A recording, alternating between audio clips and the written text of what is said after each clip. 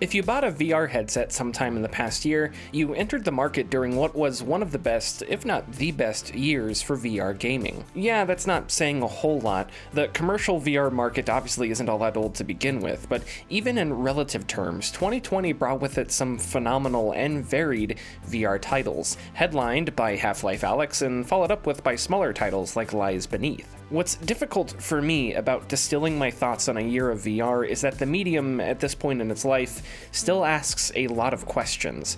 Half-Life Alyx, Lies Beneath, The Walking Dead, Saints and Sinners, VTOL, all great games, but they're also inextricably linked to discussions about VR game design, storytelling, and accessibility. Those discussions are important, but I also think they can overshadow the much more simple fact that VR's had a ton of great content drop in the past year or so. Where I would pinpoint the beginning of this great VR year, at least for me, is December 2019 and the release of Boneworks, the excellent, silly, and strange experimental shooter by Stress Level Zero. When it comes to boundary-pushing VR titles, you may not initially consider Boneworks, but everyone really should. Palpable physics and neon sci-fi zombies populate a world that nails the creepy yet funny ambience you'd find in Half-Life, and it does so by design. Multi-pathed levels are packed with secrets and feature a whole lot of shooting, platforming, climbing, and puzzle solving. Post-launch updates have added even more unlocks and bonus levels that lean into Boneworks' physics sandbox strengths. A former journalism professor of mine once taught me that sometimes the best word is the most basic word, and so I think the best way to describe Boneworks is that it's really fun. It is a ton of fun. Boneworks' controls and freedom of movement are impressive, if also occasionally janky. Objects collide with basically everything, your hands can get stuck and twisted around stuff, and its emphasized physics creates all sorts of fun, if sometimes unstable, gameplay. So there's definitely some awkwardness here, but none that substantially subtracts from the experience. A quick story about Boneworks. Throughout its story levels, you'll find reclamation bins.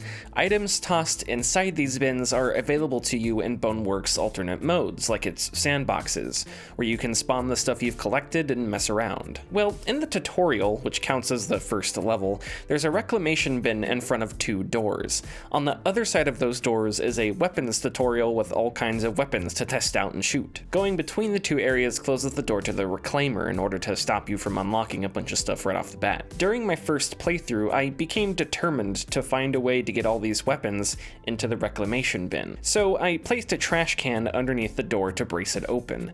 Then I collected all the weapons I could and tossed them in a trash can.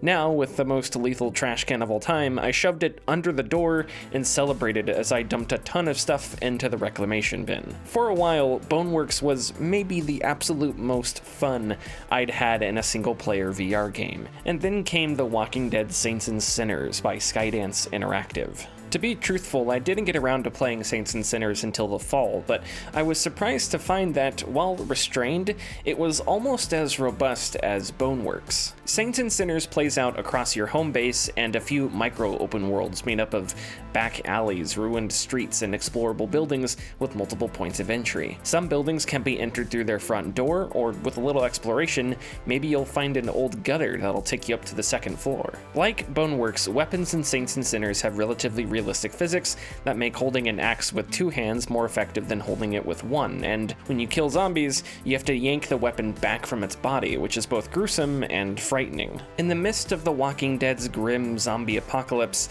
Saints and Sinners forges an atmosphere that's on par with any other.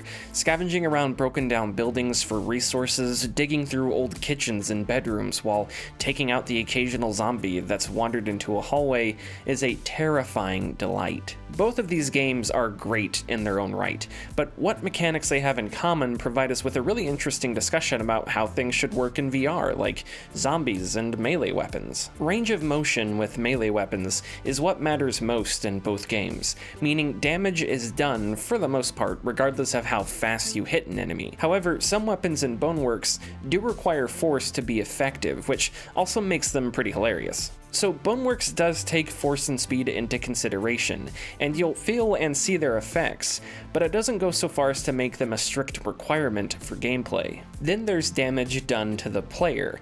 In Saints and Sinners, if a zombie gets too close, they grab you, forcing you to shake your arms to escape. In Boneworks, zombies sort of just slap you once they're close, meaning it's up to you to run or physically shove them away, which creates some fantastic moments of action. Boneworks' physics makes combat more dynamic, but combat in Saints and Sinners is smoother, which is probably what you'd expect from comparing an experimental title with one made to be easier to get a hold of. In my first video on Boneworks, I speculated about how terrifying it would be if some imaginary zombie VR game had the same level of robust physics as Boneworks and made pushing enemies out of your way with your hands a viable tactic. Boneworks and Saints and Sinners sure make an experience like that seem plausible, even inevitable.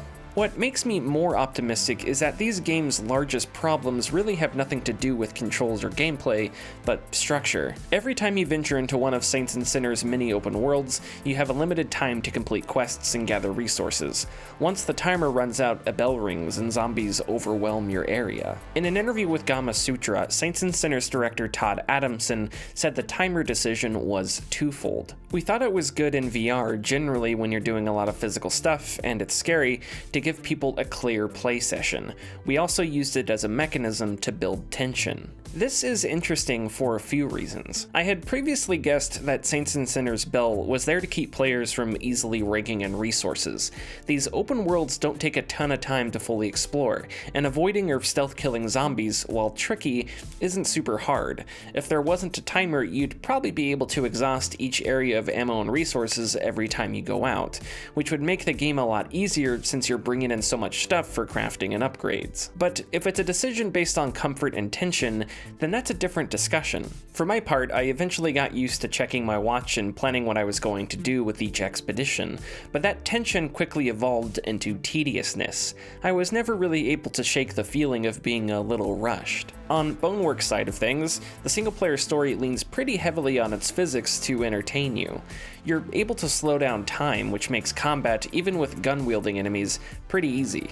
Meanwhile, levels, most of the time, present you with all sorts of guns and melee weapons, which is fun, but a few of them are so useful that once you find them, there's no use for other weapons. Unless you force yourself to use small arms or melee weapons, combat kind of becomes repetitive. It's a physics sandbox that's less concerned with tactical decisions than it is creative decisions, and I think had Boneworks made it more challenging to find better weapons and give you more reasons to switch weapons, the single player probably would have been better for it. Regardless, both games are excellent and have provided me hours of VR zombie killing action. I still find myself wanting to get back to them. In fact, the time I spent with them turned out to be only a portion of the time I'd spend killing zombies this year, thanks to Lies Beneath, which released in March from Drifter. Lies Beneath may not push the envelope technically. It is fairly straightforward, narrative-focused survival horror. You're scavenging for food and ammo, all inside an intimate tale of trauma and loss, presented in the style of a cel-shaded graphic novel. Lies Beneath surprised me, both with a few excellently timed and placed jump scares, and because I had no idea it would become one of my favorite games of 2020. I've said in previous videos that the best VR games are those whose experience takes full advantage of the medium, experiences that would be very difficult, if impossible, to recreate with a controller or mouse and keyboard. Flying a jet in VTOL would be a lot less enjoyable using something other than your hands. I still think this is mostly true, but it doesn't mean every VR game needs to somehow push the technological envelope. Lies Beneath, along with Cyan World's Mystery Make, are two good examples that released within the last year. They take simple concepts like basic survival horror and first-person puzzles, execute them extremely well and creatively in VR, and while the medium has a lot of room to grow and a lot of potential left to fulfill, VR has a place for experiences like these. Elsewhere this year, Into the Radius VR got me so excited for what a Stalker-esque VR experience could be that I forced myself to stop playing and make a video about it. Star Wars Squadrons allowed us to see and fight inside of X-Wings and A-Wings and TIE fighters, to feel the size of these cramped cockpits and perceive the philosophies behind their design. VR accentuates the Empire's fanatic, frightening ideology. Look forward, shoot your target, do not deviate. You have no shields, go very fast, and are expendable. Switch over to an A-Wing and there's something desperate about its engineering. You're a bathtub covered by a thin plane of glass and flying at ridiculous high speeds. You live fast, attack fast, and, well, in my case, probably die fast. X-Wings, by comparison, evoke images of Spitfires. Through the Rebellion, New Republic, and Resistance, X-Wings are reliable stalwarts capable of handling any enemy thrown their way. I'd say they make you feel like you can take on the whole Empire yourself if it weren't for the doomed legacy of those words. But of course, you can't recap 2020 without discussing what is probably the highest profile VR release ever. Half-Life Alyx is a lot of things. It is mind-blowing, gorgeous, scary as hell, but also indicative of the challenges of developing games for VR. Because as phenomenal as Alyx is, it's also made to be accessible, with options for sitting and standing play as well as teleportation. Writing about VR accessibility is difficult because I don't want to come off as pretentious, unsympathetic, or inconsiderate. It is a fact that VR accessibility isn't only a good thing, but a necessary thing. However, it's also a fact that, by its nature, accessibility sets limits on the kind of experience games can provide. If you need a teleportation option to stave off motion sickness, you probably won't be able to play VTOL or Onward, military simulators where realistic locomotion is intrinsic to their designs. This was the main focus of the video I made about Half-Life Alyx, that throughout my first playthrough I found myself constantly under the impression that, while undeniably one of the best VR games ever made, how far it could push the boundary in combative movement was secondary to the limit set by its accessible design.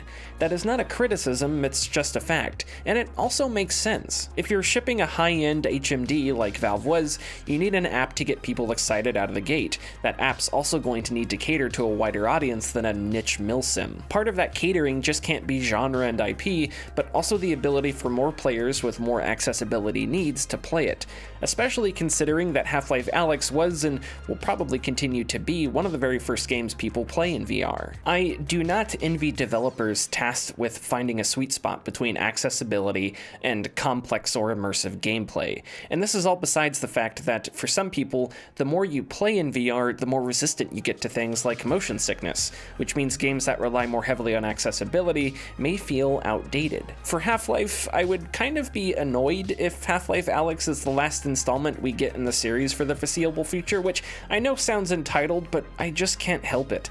Half-Life Alyx is simply too impressive, too immersive, too fun not to be a foundation for future iterations of VR gaming, and the same could be said for Boneworks and Saints and Sinners and other titles.